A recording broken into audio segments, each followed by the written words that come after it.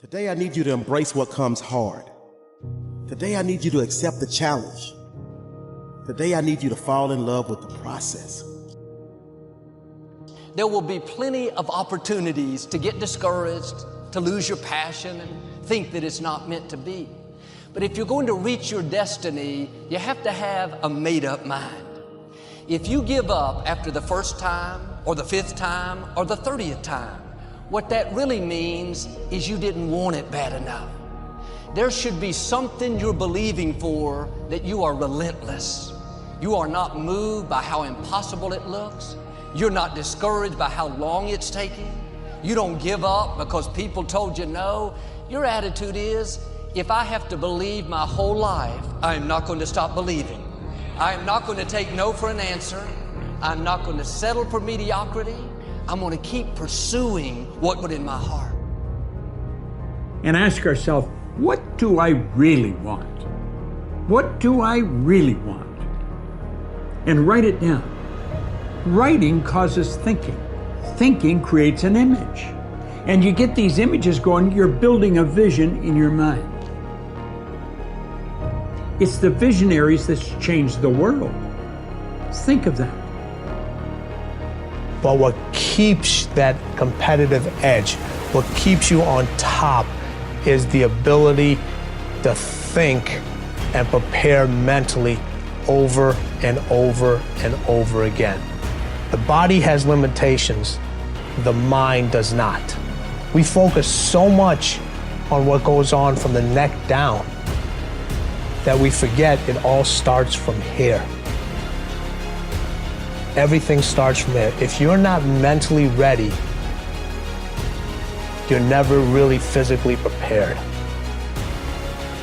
And that's where the preparation starts. What would your life be like as you look toward the future if you decided, I'm not going to allow my fears to stop me? And I'm saying to you, whatever you gotta do it, because if you don't, life is gonna whoop you until you surrender.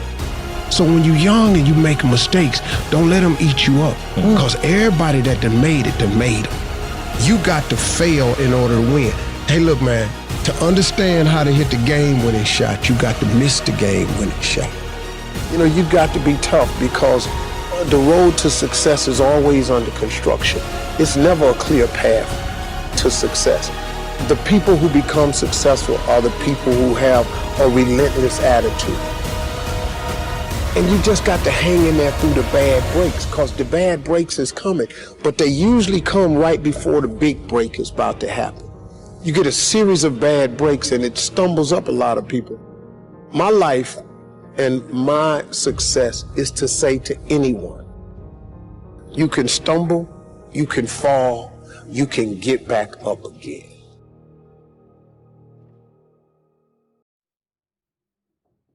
No matter what you face, no matter how bad it is going to be, when there is a challenge,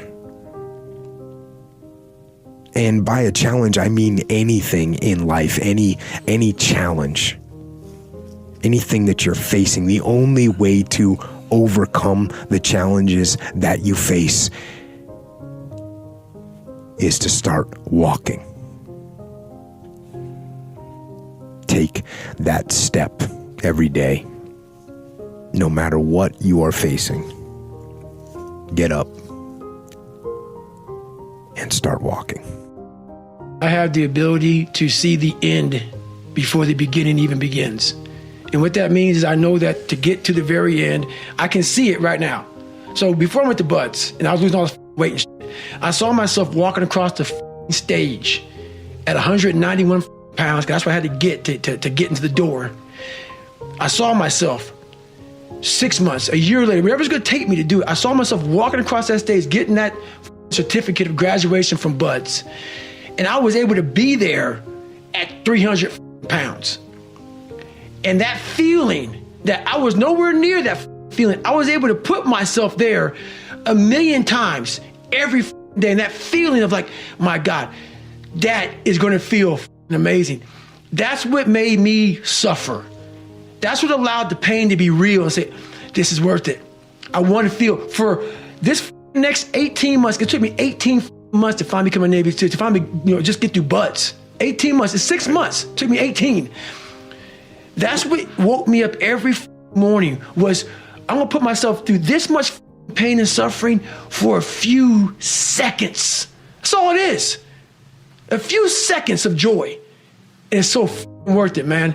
That's what people don't get. So I'm able to put myself at the finish line, even though I have no finish line, but at the finish line of an event before I even start to say, how are you gonna feel at the end of this? Visualizing is my biggest tool of life. That's why I've been able to put myself in cold water, put myself in a 100-mile race millions of times before I've done it. And I'm able to go through the race and see how I'm gonna feel at mile 50. Almost to the exact feeling. Right, so when it comes up, it's no surprise. It's no surprise. I've already done this a million times. I recommended the last time I was here, the little book, Richest Man in Babylon, and I said, I've lectured now to over 3 million people. Guess how many have actually gone and got this little book? Answer, very few. My best guess is 10%. Such an easy thing to do. This little book, number one, is easy to find. Number two, it's easy to buy. The most you can pay for it, $6, $7, $8. You can borrow that from your kids. But if it's easy to find and easy to buy, and if it's easy to read, why wouldn't everybody go get it? We don't know. I don't know. Nobody knows. Here's how profound it is. Some do and some don't. Now here's the numbers. About 10% do. We don't know the mystery of that. And I'm telling you, 10 years from now, those numbers will still be the same. The numbers don't change. Only the faces change. I used to belong to the 90% who couldn't be bothered even if it was easy. How many people have a library card? Answer, 3%. 97% couldn't be bothered. Guy specializes in happy hour, but he doesn't have a card.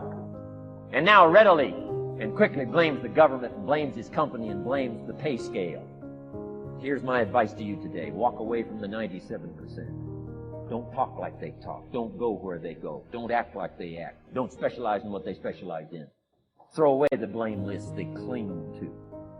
You got to be consciously conscious today, because your environment can hypnotize, mesmerize, and paralyze you. The other thing is, take full responsibility for your life. Oscar Wilde once said, responsibility is what we expect from somebody else. This is very true. Most people dread accepting responsibility. That's just a fact of life, and we can see it in operation every day. We can see ourselves getting hot under the collar when the dentist keeps us waiting, and we're sitting there reading old magazines when our appointment was 30 minutes ago. And we don't stop to think that we forgot to mail in this month's mortgage payment. We can see ourselves growing angrier and angrier because a business contact is supposed to call at noon, and here it is almost 2 o'clock, and the phone still refuses to ring. But we don't stop to think about the calls we ourselves have forgotten to return while we've been so busy fuming. We can see ourselves writing an angry letter to the airline because a flight was delayed, but we don't write an angry letter to ourselves when we're late for something, even though that might not be a bad idea at all. Yes, we can see avoidance of responsibility all the time in both our personal and professional lives. And here's something else we can see just as often. We can see that most people aren't as successful as they wish they were. Do you see there's a connection between these two very common phenomena? I certainly do, and by the end of this session, I hope you'll agree with me. I hope you'll understand that it's in your best interests to take responsibility for everything you do. But that's only the beginning. I'm also going to suggest that many times it's even best to accept responsibility for the mistakes of others, especially when you're in a managerial or leadership role. I can hear you saying, what? Accept responsibility for someone else's mess-ups? Why would I want to do something like that? Well, that's a fair enough question, and over the next few minutes I'll try to answer it. One of my weak points in my personal life is I don't like technical stuff. So even though I have to be on Twitter and Instagram and Facebook, I don't care for that. So guess what? I find somebody who loves to do that. You know, I find somebody who has a strength where I will have a weakness, and I partner with them. All you're trying to do is get to the goal. No one gets there by themselves. Everybody needs help. Now, when you know what you got going for you, be confident, not cocky. Managing your strengths, knowing what they are, and don't let nobody talk you out of it. And that gets you fight ready. You get fight ready like that. You got to know you. Helps you develop your skills. All the while, you're developing your strength. You just got to keep developing the strength. Don't let anybody talk you up. At the same time, you must work on improving your weaknesses. So I've had to, in spite of myself, get on Instagram, get on Twitter, get on Facebook. I got to do the videos whether I want to or not because the world is moving to social media. If I had as many followers as Kim Kardashian, I probably wouldn't even have to do this TV show. During the years when professional basketball was just beginning to become really popular, Bill Russell, who played center for the Boston Celtics, was one of the greatest players in the pro league. He was especially known for his rebounding and his defensive skills. But like a lot of very tall centers, Russell was never much of a free throw shooter. His free throw percentage was quite a bit below average, in fact. But this low percentage didn't really give a clear picture of Russell's ability as an athlete. And in one game, he gave a very convincing demonstration of this. It was the final game of a championship series between Boston and the Los Angeles Lakers. With about 12 seconds left to play, the Lakers were behind by 1 point, and Boston had the ball. It was obvious that the Lakers would have to foul one of Boston's players in order to get the ball back. And they chose to foul Bill Russell. This was a perfectly logical choice, since statistically, Russell was the worst free throw shooter on the court at that moment. If he missed the shot, the Lakers would probably get the ball back, and they'd still have enough time to try to win the game. But if Russell made his first free throw, the Lakers' chances would be seriously diminished, and if he made both shots, the game would essentially be over. Bill Russell had a very peculiar style of shooting free throws. Today, no self-respecting basketball player anywhere in America would attempt it. Aside from the question of whether it's an effective way to shoot a basket, it just looked too ridiculous. Whenever he had to shoot a free throw, the 6'11" Russell would start off holding the ball in both hands about waist high. Then he'd squat down, and as he straightened up, he'd let go of the ball. It looked like he was trying to throw a bucket of dirt over a wall. But regardless of how he looked, as soon as Bill Russell was fouled, he knew the Celtics were going to win the game. He was absolutely certain of it.